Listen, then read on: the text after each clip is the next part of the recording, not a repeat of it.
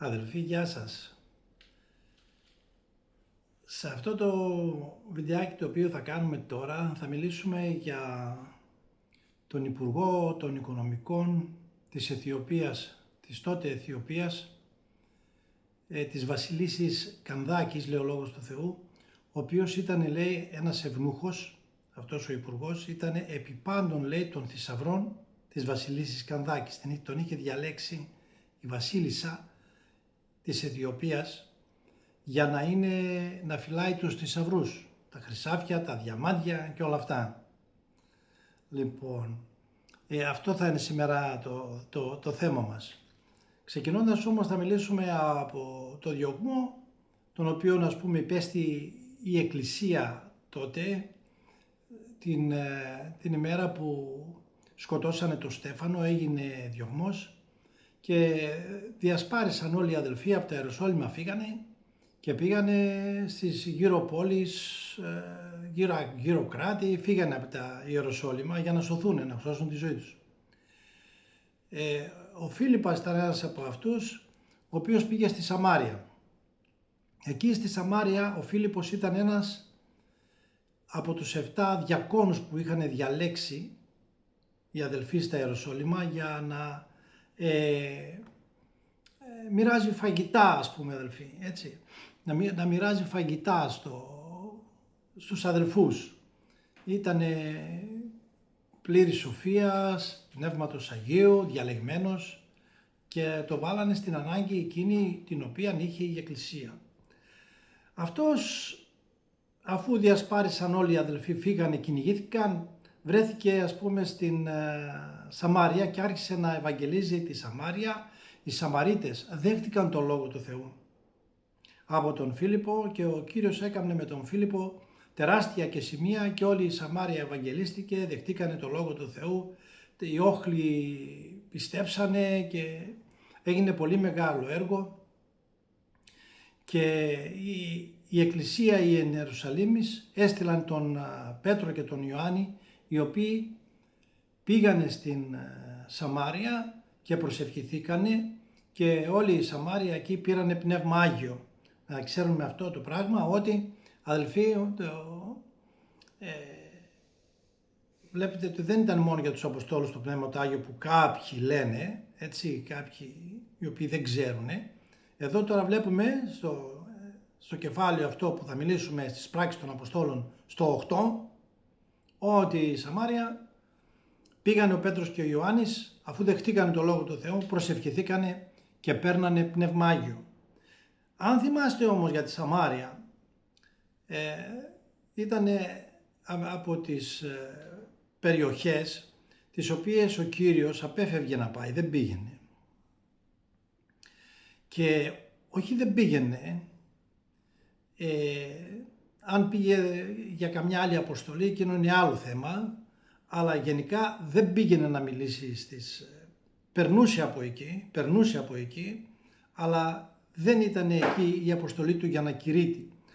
Ακόμα αν θυμάστε καλά, και τους μαθητάς τους οποίους εξέλεξε και τους απέστειλε, τους είπε με οδηγία, μη πηγαίνετε στη Σαμάρια, έτσι, σε πόλη Σαμαριτών μη πηγαίνετε. Έτσι, τους έδωσε οδηγία να αποφεύγουν, να μην πάνε, γιατί ήταν απεσταλμένος, είχε πει, από τον Θεό και Πατέρα για το λαό Ισραήλ μόνο. Τότε οι Σαμαρίτες δεν θεωρούνταν Ισραηλίτες. Έτσι, είναι άλλη ιστορία αυτή, την οποία ίσως κάποια στιγμή να το πούμε. Οι Σαμαρίτες. Τώρα όμως ήρθε η ώρα, αυτοί οι εξουθενημένοι Σαμαρίτες, οι οποίοι και αυτοί κάποτε περιμέναν το Μεσσία, και έχουμε την περίπτωση στο 4ο κεφάλαιο του κατά Ιωάννου Ευαγγελίου, που ο Κύριος μίλησε τη Σαμαρίτισσα εκείνη και πίστεψε και το χωριό εκείνο όλο. Έτσι, βρέθηκε σε μια περιοχή. Αλλά γενικά δεν πήγαινε. Ήρθε η ώρα όμως για τους Σαμαρίτες. Ήρθε η ώρα για τους Σαμαρίτες και ευαγγελίζεται από τον Φίλιππο η Σαμάρια, τεράστια και σημεία ο Φίλιππος, πιστεύουν όλοι, οι περισσότεροι όσοι ήταν δεδομένοι από τον Θεό, και στέλνει η Εκκλησία τον Πέτρο και Ιωάννη και πήραν και Πνεύμα Άγιο. Τώρα θα μιλήσουμε αφού τελείωσε αυτή τη δουλειά ο Φίλιππος, έτσι, ο διάκονος, τώρα βλέπουμε ότι ο Θεός από διάκονο τον ανεβάζει και γίνεται ευαγγελιστής.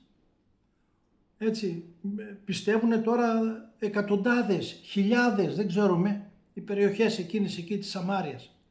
Δέχονται έτσι, από τον Φίλιππο, τον διάκονο. Οπότε αδελφοί, τα αξιώματα να μην μας αποθαρρύνουν να πεις, ξέρεις τι, εγώ δεν έχω τίποτα, εγώ είμαι διάκονος, εγώ μην το λες αυτό, αλλά δες αν είναι ο Θεός μαζί σου και αν ο Θεός θέλει να κάνει κάτι θα το κάνει. Έτσι, αρκεί να είμαστε στο θέλημα του Θεού. Έτσι, και όπως και ο Φίλιππος, ο οποίος ήταν με πνεύμα Άγιο, γεμάτος με πνεύμα Άγιο, με σοφία από τον Θεό, αφιερωμένος στον Θεό, και ο Θεός μπορούσε να τον χρησιμοποιήσει. Αφού λοιπόν έκανε αυτή τη διακονία, άγγελος Κυρίου, δέστε τώρα τι επαφή, δεν ξέρω κανένας από εμάς, έχετε δει άγγελο να σας μιλήσει άγγελος και να σε πει πάνε εκεί κάνε αυτό, πάνε εκεί κάνε το άλλο? Έχει μιλήσει σε κάποιον από εμάς που ακόμη και το βίντεο αυτό? Εμένα προσωπικά έτσι δεν είδαμε κανέναν άγγελο να μας πει, να μας στείλει κάπου και πάνε και ευαγγέλισε και έτσι, αδελφοί. Ήτανε το επίπεδο των αδελφών ανώτερο από το δικό μας το επίπεδο. Λοιπόν, ανώτερο ήτανε. Στο 26 λοιπόν, αλλά αυτό δεν είναι το θέμα μας, τώρα θα μιλήσουμε για το συντονισμό αυτόν, πώς ο Θεός σώζει τον πρώτο άνθρωπο, τον πρώτο Αιθίωπα, τον πρώτο Αφρικάνο, θα λέγαμε. Διαλέγει ο Κύριος να ξεκινήσει πρώτα από την Αφρική, έτσι, για τα έθνη. Πάει στην Αφρική. Μετά την Αφρική, αδελφοί, βλέπουμε μετά από κάνα 2-3 εδάφια, βλέπουμε τον Κορνήλιο, τον Ευρωπαίο. Πρώτα ξεκίνησε ο Κύριος με τον Αφρικάνο, τον αδελφό, τον Υπουργό των Οικονομικών, τον Ευνούχο.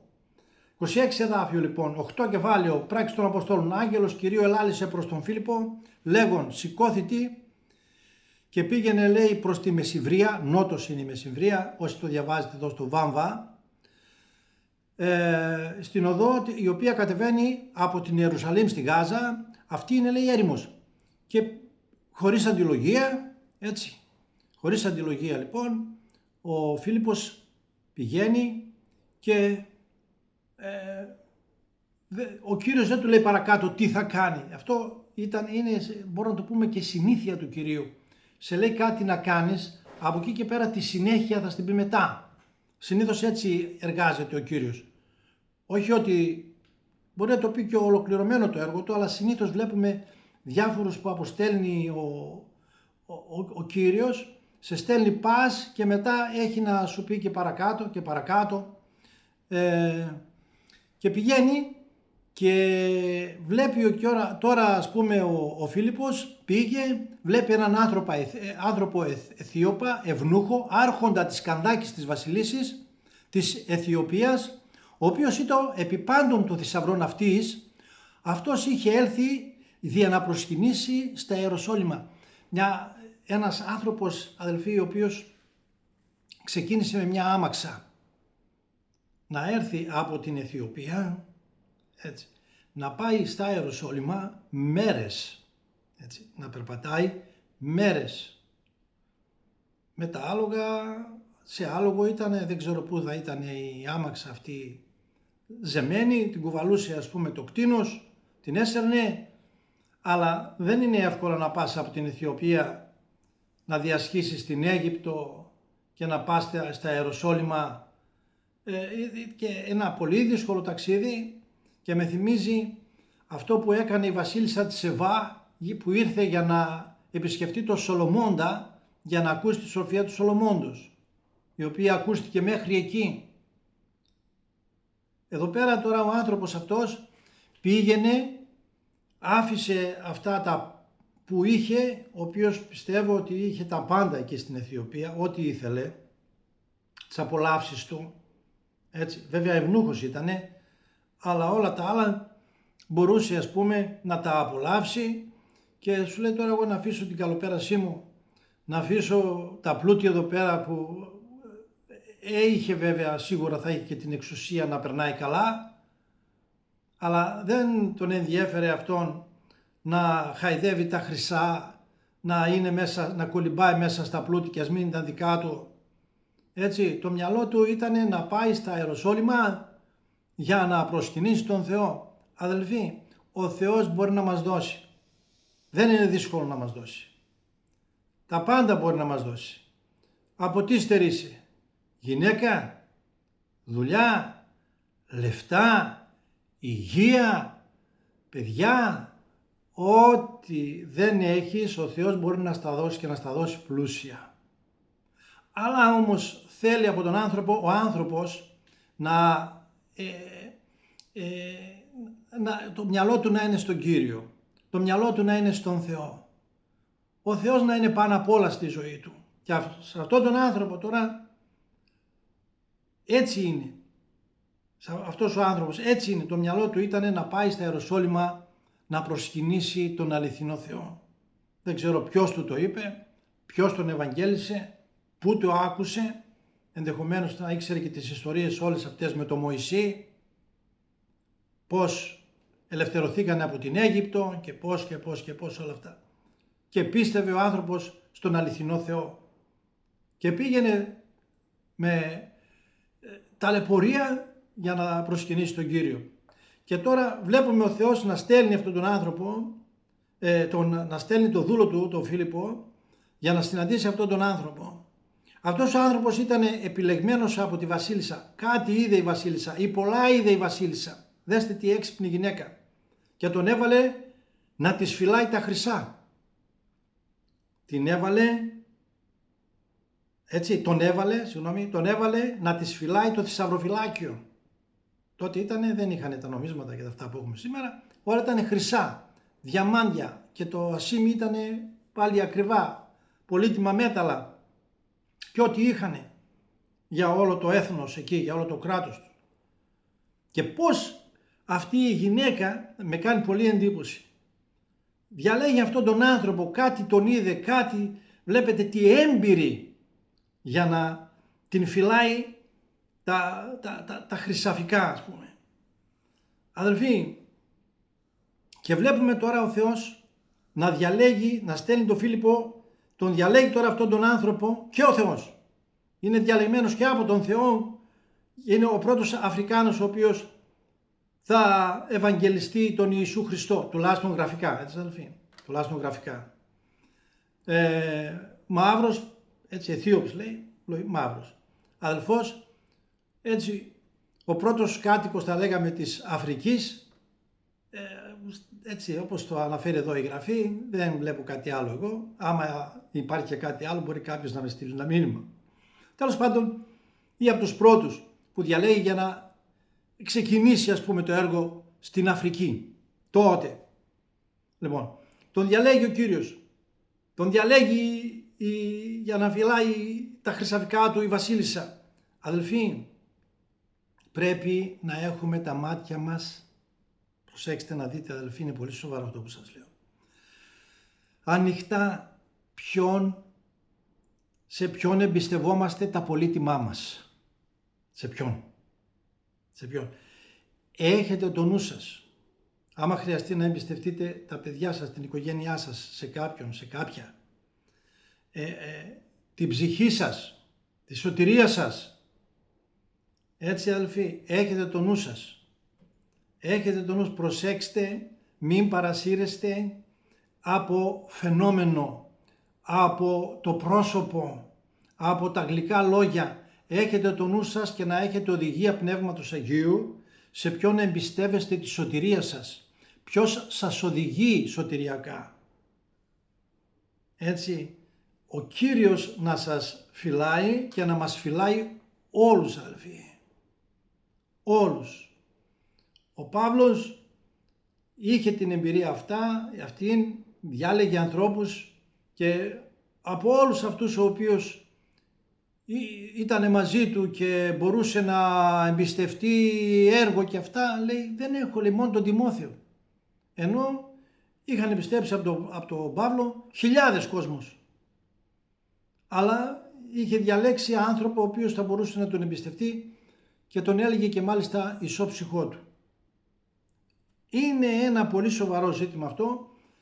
Τα πολύτιμά μας, σε ποιον τον εμπιστευόμαστε, ποιος μας κηρύττει, ποιος μας οδηγεί, ποιος, εσύ ξέρεις, εσύ ζήτα από τον Θεό οδηγία, πρόσεχε, αγάπα τον Θεό και μην εμπιστεύεσαι ανθρώπους. Έτσι αδελφοί, έτσι αδελφέ, να μην εμπιστευόμαστε ανθρώπους, μόνο στον Κύριο, μόνο τον Κύριο. Αυτό ισχύει για όλους. Δεν είμαστε εμείς καλύτεροι από άλλους και άλλοι να φυλάγονται από εμάς. Θεός φυλάξει. Αδελφοί, λοιπόν, θέλει λοιπόν προσοχή. Εμένα με έκανε εντύπωση να μην πάω στα δικά μας τα σήμερα, το τι γίνεται σήμερα με την πολιτική και ποιους εμπιστευόμαστε για υπουργούς οικονομικών, για αυτούς οι οποίοι διαχειρίζονται τα χρήματά μας του ελληνικού λαού και ποιους ψηφίζουμε για να τα διαχειριστούν. Και δεν μιλάω για αυτούς που είναι τώρα, μιλάω και για τους προηγούμενους και για τους προηγούμενους και τους προηγούμενους και συνέχεια το ίδιο κακό παθαίνουμε. Συνέχεια το ίδιο κακό παθαίνουμε. Αυτό γιατί είναι?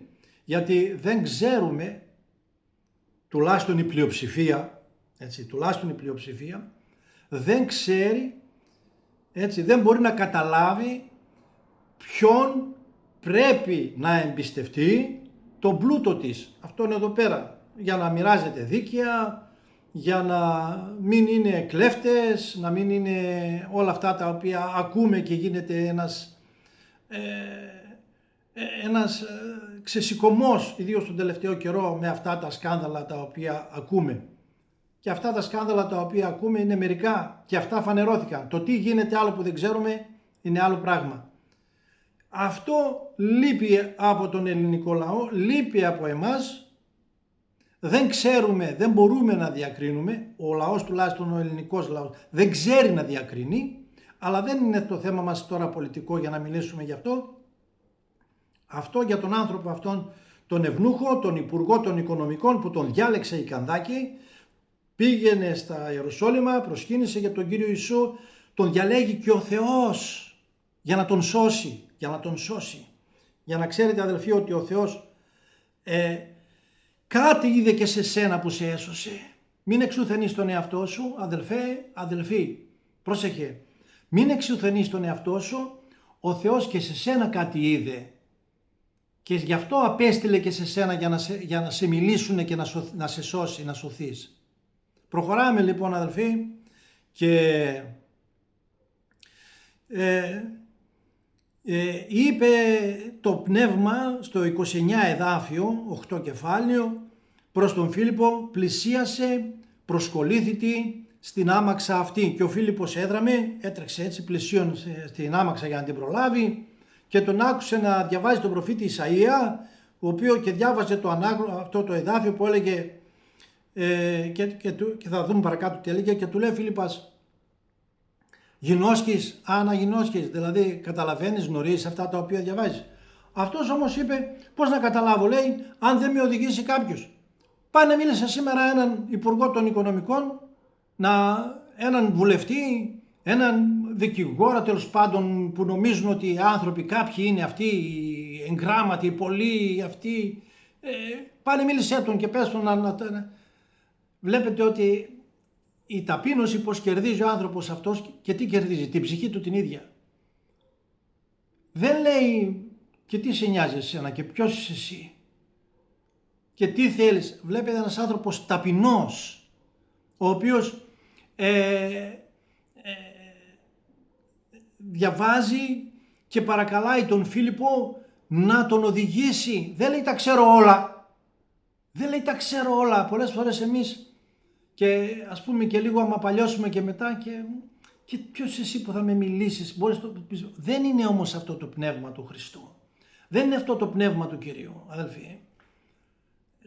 Ας είμαστε παλιοί, έτσι, ας είμαστε διαβασμένοι. Ας είμαστε πάλι, πολλές φορές έχουμε την ανάγκη και κάποιος άλλος να μας πει κάτι, να μας δείξει. Που εκείνος το βλέπει, εμείς δεν το βλέπουμε. Γιατί δεν τα βλέπουμε όλα, αδελφοί. Δεν τα βλέπουμε. Αν δεν ανοίξει ο Θεός τα μάτια μας, δεν τα βλέπουμε.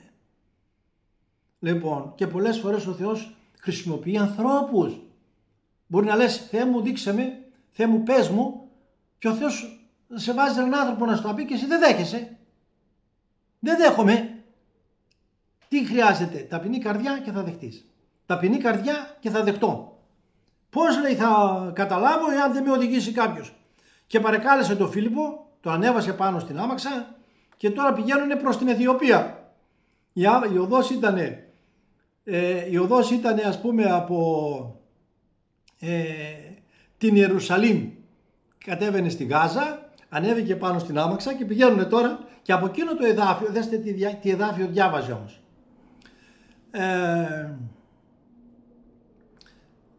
Είμαστε εδώ στο παρακάτω που λέμε και καθώς και έλεγε το εδάφιο εκείνο το οποίο της γραφής στο χωρίο από τον Ισαΐα, ότι εφέρθη ως πρόβατο επισφαγή και ως αρνείο έμπροσθεν του κύροντος αυτού άφωνον, μπροστά στον κουρέα. Έτσι, μπροστά σε αυτόν που θα τον έσφαζε και μπροστά στον κουρέα που θα τον κούρευε, πήγε άφωνος, δεν έβγαλε μιλιά ο Κύριος μας Ιησούς Χριστός. Στην ταπείνωσή του δεν ανοίγει το στόμα του, τόσο ταπεινός ήταν ο Κύριος, από ταπείνωση δεν άνοιγε το στόμα του, όχι από ασέβεια, έτσι. Εν τη ταπεινώση αυτού αφηρέθη η κρίση αυτού, στη μεγάλη του ταπείνωση αφηρέθηκε η κρίση, δεν τον κρίνανε δίκαια, τον κρίνανε άδικα, ένοχο, άδικα όμως. Τη γενεά αυτού τι θα διηγηθεί, ποιος θα μιλήσει για τον Χριστό, διότι σηκώνεται από της γης η ζωή αυτού. Έφυγε ο Κυριός μας, πέθανε, το σκότωσαν, έφυγε και τώρα θα πρέπει εμείς να διηγηθούμε, αδελφοί, έτσι. Τι θα διηγηθεί, λέει, τη γενεά αυτού, ποιος θα μιλήσει τώρα για τον Χριστό? Είμαστε εντεταλμένοι από τον Ιησού Χριστό, είμαστε εντεταλμένοι από τον Πατέρα Θεό για να μιλάμε για Αυτόν, να μιλάμε για αυτό, για αυτά που έκανε για μας, για την ανθρωπότητα τα έκανε ο Κύριος. Να μιλάμε για το χαρακτήρα Του, να μιλάμε για τη διδασκαλία Του, να μιλάμε για τις αρετές Του στον κόσμο, στους ανθρώπους. Ποιος θα διηγηθεί, λέει, τη γενιά Του, ποιος θα μιλήσει? Εσύ θα μιλήσεις, αδελφέ, εσύ θα μιλήσεις. Εγώ θα μιλήσω για τον Χριστό. Ποιος θα μιλήσει? Και τον ευαγγέλισε από αυτό το εδάφιο ο Φίλιππος, άρχισε να τον ευαγγελίζει και του τα είπε όλα και θα καταλάβουμε πως του τα είπε όλα. Αδελφοί, αφού, λέει, εξικολούθανε λοιπόν και λέει ας πούμε ο Φίλιππος, αφού έτσι παρακάλεσε ο ευνούχος για ποιον μιλάει εδώ και άνοιξε ο Φίλιππος, λέει, το στόμα και άρχισε από τη γραφή αυτή να ευαγγελίζει τον Ιησού. Και καθώς εξικολούθουν την οδό, έτσι, και τώρα ευαγγέλιζε, μιλούσε. Δεν ενδιαφερόταν ο Φίλιππος πώς θα γυρίσω πίσω, εγώ καλά φεύγω, καλά με παίρνει για την Αιθιοπία αυτός με το αμάξι. Πηγαίνουμε χιλιόμετρα, δεν ξέρω πόσα χιλιόμετρα με την άμαξα μπορεί να κόψανε. Δεν σκέφτεται ο Φίλιππος πώς θα γυρίσει πίσω. Σκέφτεται πώς θα κάνει τη δουλειά του Θεού, αυτόν που το διέταξε ο Θεός μέσω του αγγέλου. Λοιπόν, και με το Πνεύμα το Άγιο, ο Κύριος. Λοιπόν, δεν σκέφτεται έτσι. Καμιά φορά εμείς έχουμε πολλές σκέψεις. Μπορεί ο Θεός να μας πει να κάνουμε κάτι, λέμε τώρα, εντάξει, θα το κάνω, το μετά τι θα γίνει, μετά τι θα κάνουμε, μετά πώς θα γίνει. Και άμα το πω, και άμα μιλήσω για τον Κύριο, και άμα έτσι, αν ευαγγελίσω, ναι, αλλά ευαγγελίζω. Και άμα τσατιστεί, αν θυμώσει, αν οργιστεί, αν με διώξει από τη δουλειά, αν δεν με κάνει φίλο, αν δεν με δεχτεί, αν το ένα, αν το άλλο. Έτσι, έχουμε διάφορα. Εδώ στον Φίλιππο δεν υπάρχει κάτι τέτοιο. Ο άνθρωπος αυτός είναι εξ ολοκλήρου δοσμένος στον Κύριο, δεν τον ενδιαφέρει πού πάει η άμαξα.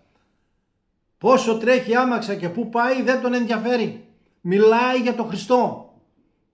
Διηγείται τη γενεά του Κυρίου Ιησού. Διδάσκει τον άνθρωπο αυτόν ο οποίος παρακαλάει και διψάει να μάθει για τον Χριστό. Συγγνώμη. Έτσι και εμείς, μακάρι ο Θεός να μας οδηγήσει και να μας οδηγεί σε ανθρώπους οι οποίοι διψάνε και θέλουν να μάθουν για τον Χριστό. Από ανθρώπους οι οποίοι βρίζουν, εκεί το πες μια, το πες δυο, σταματάς. Δεν συνεχίζεις, καθώς λέει και ο Λόγος του Θεού. Λοιπόν, και καθώς 36 εδάφιο, και καθώς εξεκολούθουν την οδό, ήρθαν σε νερό, έφτασε και στο βάπτισμα. Και λέγει ο ευνούχος, να νερό, τι με εμποδίζει να βαπτιστώ? Και ο Φίλιππος είπε, εάν πιστεύεις εξ όλης της καρδίας, δύνασε. Αυτό είναι η προϋπόθεση για να βαπτιστεί ένας άνθρωπος στο νερό. Αυτή είναι η προϋπόθεση. Πιστεύεις με όλη σου την καρδιά στον Χριστό? Πιστεύω, μπορείς να βαπτιστείς. Να κάνεις το θέλημα του Θεού. Αυτή είναι η προϋπόθεση, αδελφοί. Έτσι. Δεν θέτει ο Φίλιππος εδώ πέρα άλλες προϋποθέσεις. Έκοψες το τσιγάρο. Σταμάτησες σε εκείνο. Έκανες το άλλο. Όχι. Άνθρωπος που θέλει να βαπτιστεί και να ακολουθήσει τον Χριστό, θα τα κάνει όλα ο Κύριος. Έτσι. Η προϋπόθεση είναι, πιστεύεις με όλη την καρδιά? Θες να ακολουθήσεις τον Χριστό? Θέλω. Αφού θέλεις, βαπτίζεσαι, και αναλαμβάνει ο Κύριος τον άνθρωπο να τον βοηθήσει. Αν δεν τον βοηθήσει, άμα δεν βοηθηθεί, θα φταίει ο άλλος, ο άνθρωπος ο ίδιος. Αλλά τη στιγμή όμως που θέλει, έτσι, δεν σταματάς, έτσι, αφού πιστεύει με όλη του την καρδιά, δεν σταματάμε, έτσι, να τον βοηθήσουμε αυτόν τον άνθρωπο. Έτσι. Και το κάνει αυτό και προσέταξε να σταθεί η άμαξα, διάταξε να σταθεί το αμάξι, η άμαξα που τους πήγαινε προς τα κάτω, προς την Αιθιοπία, και κατεβήκανε και οι δυο αμφότεροι στο νερό, ο Φίλιππος και ο ευνούχος. Έτσι. Και τον βάπτισε. Οι δυο τους ήτανε. Ο αμαξάς αυτός ο οποίος οδηγούσε έβλεπε, δεν ξέρω αν ήταν δύο, πώς ήταν οδηγός συνοδηγός. Ο ευνούχος καθόταν πίσω και διάβαζε. Λοιπόν, τέλος πάντων τον βαπτίζει και μόλις ανεβήκανε, λέει, από το νερό, πνεύμα Κυρίου άρπαξε τον Φίλιππο και δεν είδε πλέον αυτόν ο ευνούχος. Έκανε ένα θαύμα ο Κύριος για να τον ενισχύσει την πίστη. Έκανε ένα θαύμα για να τον ενισχύσει την πίστη τον ευνούχο. Τον άρπαξε από μπροστά, τον έχασε ο ευνούχος. Τον πήρε ο Κύριος, έτσι, πνεύμα Κυρίου άρπαξε τον Φίλιππο και δεν είδε αυτόν πλέον ο ευνούχος, αλλά επορεύεται την οδόν αυτού χαίρον. Συνέχισε να προχωράει προς την Αιθιοπία χαρούμενος. Έφυγε το βάρος της αμαρτίας. Έφυγε η ενοχή από πάνω. Δέχτηκε τον Ιησού Χριστό. Αδελφοί, αυτή τη χαρά την είχαμε όλοι. Αν αυτή η χαρά την οποία πήρες τότε σου λείπει, θα πρέπει να την αποκαταστήσεις. Θα πρέπει να ξεπεράσεις όλα τα εμπόδια, όλα τα βάρη, όλα όσα σου σε στέρισαν και σε στερούν τη χαρά, την οποία ο Θεός θέλει να την έχεις αυτή τη χαρά. Ο Θεός θέλει να έχουμε χαρά, να συνεχίζουμε την οδό μας χαρούμενοι, όχι λυπημένοι, όχι στεναχωρημένοι. Τίποτα να μην μας σταματάει, να μην μας στερεί πράγματα τα οποία ο Θεός μας έδωσε. Δεν είναι μόνο η διακονία την οποία μας έδωσε. Δεν είναι μόνο να μην χάσουμε τα λεφτά τα οποία έχουμε, να μην χάσουμε το ένα, να μην χάσουμε το άλλο. Τη χαρά, τον καρπό του Αγίου Πνεύματος, έτσι, να μην τη χάσουμε. Αγάπη, χαρά, ειρήνη. Έτσι είναι ο δεύτερος καρπός του Αγίου Πνεύματος. Οπότε να φροντίσουμε να επανέλθουμε σε αυτό το σημείο που δεχτήκαμε τον Χριστό, που έφυγε το βάρος από πάνω μας. Τη χαρά που είχαμε τότε και όλα ήταν αγγελικά γύρω μας. Τώρα τι έγινε? Τα βλέπεις όλα διαβολικά γύρω σου? Τα βλέπω όλα διαβολικά γύρω μου? Αυτό δεν πρέπει να το αλλάξουμε? Τι άλλαξε δηλαδή? Από μεριάς του Θεού τι άλλαξε? Από δικιά μας μεριά άλλαξε. Οπότε φροντίζω σε αυτό το σημείο να επανέλθω,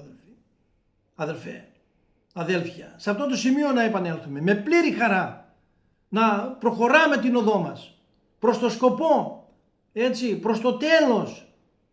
Ο Παύλος το λέει, το ξαναλέει, το ξαναλέει, για χαρά. Και ο διάβολος θέλει να την κλέψει. Και ποιον καρπό του Αγίου Πνεύματος δεν θέλει να κλέψει ο διάβολος από τη ζωή μας? Την αγάπη, την ειρήνη, και τι δεν θέλει να κλέψει? Όλα. Εμείς όμως, θα προσπαθήσουμε με τη δύναμη του Αγίου Πνεύματος με τη χάρη του Ιησού Χριστού και με την αγάπη του Πατέρα Θεού να συντηρούμε και να τα αυξάνουμε καθώς υπάρχει πηγή ανεξάντλητη. Έτσι. Λοιπόν, βρέθηκε στην Άζωτο, τον πήγε ο δε Φίλιππος, ευρέθη εις Άζωτο και διερχόμενος εκήρυτε εις πάσα στας πόλεις έως ου ήρθε στην Κεσάρια. Κεσάρια ήταν η οικογένειά του. Βλέπουμε ότι λύθηκε και αυτό το ζήτημα. Δεν ανησυχούσε που θα πάει, πνεύμα Κυρίου τον άπαξε και τον γύρισε πίσω. Τέτοιο ταξίδι δεν έχει κάνει κανένας μας τόσο γρήγορα. Και με αεροπλάνα έχουμε ταξιδέψει και με τρένα. Τέτοιο ταξίδι δεν έχεις κάνει. Και δωρεάν. Χωρίς να πληρώσει. Έτσι, όταν εμπιστευόμαστε στο Πνεύμα του Θεού, τότε τα πράγματα πάνε όπως θέλει Αυτός. Έτσι αδερφοί. Όταν μιλάμε για τον Ιησού Χριστό και ευαγγελίζουμε, εμείς θα πρέπει να ευαγγελίσουμε τον Κύριο όπου μπορούμε, όπου σταθούμε με την πρώτη ευκαιρία. Έτσι. Και καλά είναι να έχουμε και οδηγία, όπως εδώ ο Φίλιππος είχε καθαρή οδηγία. Αλλά και εκεί που πήγε πάλι με το Πνεύμα του Θεού κήρυτε. Δεν σταματούσε. Σιγά σιγά και μετά πήγε στην οικογένειά του. Η οποία οικογένειά του ήταν τέλεια από ό,τι διαβάζουμε μέσα στις πράξεις των Αποστόλων. Οι κόρες του ήταν άγιες κοπέλες, το διαβάζουμε μέσα στο Λόγο του Θεού. Φρόντιζε δηλαδή. Όταν εμείς φροντίζουμε πραγματικά για τα πράγματα του Θεού, και ο Θεός θα φροντίσει και για την οικογένειά μας. Όταν ξεφεύγουμε, ξεφεύγει και ο Θεός, να το πω έτσι. Όταν ξεφεύγουμε, ξεφεύγει και ο Θεός. Όταν όμως είμαστε στο θέλημά Του, τότε και ο Θεός και Αυτός στέκεται εκεί που πρέπει να σταθεί απέναντί μας και να είναι αγαθός και να τελειώνει τις υποθέσεις μας. Έτσι αδελφοί, δεν μπορεί να περπατάμε το δικό μας δρόμο όπως θέλουμε και να θέλουμε τον Θεό να τελειώνει τις υποθέσεις μας. Δεν γίνεται αυτό, αλλά δεν είναι αυτό το θέμα μας. Μία εικόνα σας δίνω έτσι, μία γεύση, το ότι πώς πρέπει ας πούμε να είμαστε όπως θέλει ο Θεός και έτσι όπως εδώ αυτός ο άνθρωπος, ο αδελφός ο Φίλιππας, ο διάκονος, τον ανεβάζει ο Θεός σε ευαγγελιστή, έργο πολύ, είναι όπως τον θέλει ο Θεός, είναι στα χέρια του Θεού, στην οδηγία του Θεού, άγιος άνθρωπος, την οικογένειά του ο Κύριος φροντίζει, την έχει άγια, αυτός βέβαια φυσικά και αυτός την οικογένειά του τη φροντίζει, όλα όπως αδελφοί, εάν κάτι δεν πάει καλά στη ζωή μας, μόνον ο Θεός δεν φταίει. Έτσι. Θα το τελειώσω όμως αυτό, γιατί το θέμα αυτό είναι μεγάλο και πονάει σε πολλούς και σε μένα πρώτο. Λοιπόν, και έχετε το νου σας και κρατήστε, προσέξτε που εμπιστεύεστε τον πλούτο σας. Ποιος να σας το φυλάει? Βασικά ο Κύριος μας φυλάει, έτσι, ο Κύριος είναι πάνω απ' όλα, αλλά να προσέχουμε και τους ανθρώπους αδελφοί. Όλοι είναι αγαπητοί, δεν λέω να μην τους αγαπάμε, άλλο είναι αυτό, έτσι, άλλο είναι αυτό. Λοιπόν, αγαπάμε τους αδελφούς, αγαπάμε, έτσι, αγαπάμε τους πλησίον μας, πλην όμως φυλαγόμαστε κιόλας. Σας ευλογώ στο όνομα του Ιησού Χριστού, εύχομαι αυτό το μήνυμα να ωφέλησε, να σε ωφελήσει, που θα το ακούσεις, και ο Κύριος να σε ανεβάσει ακόμα ένα επίπεδο, θα έλεγα, επίπεδο, μεγάλη κουβέντα είναι αυτή, αλλά δεχτείτε την τέλος πάντων, προς το καλύτερο πάντως να ανεβούμε κάθε τι ας πούμε το οποίο μας αρέσει. Λοιπόν, αμήν αδελφοί, γεια σας.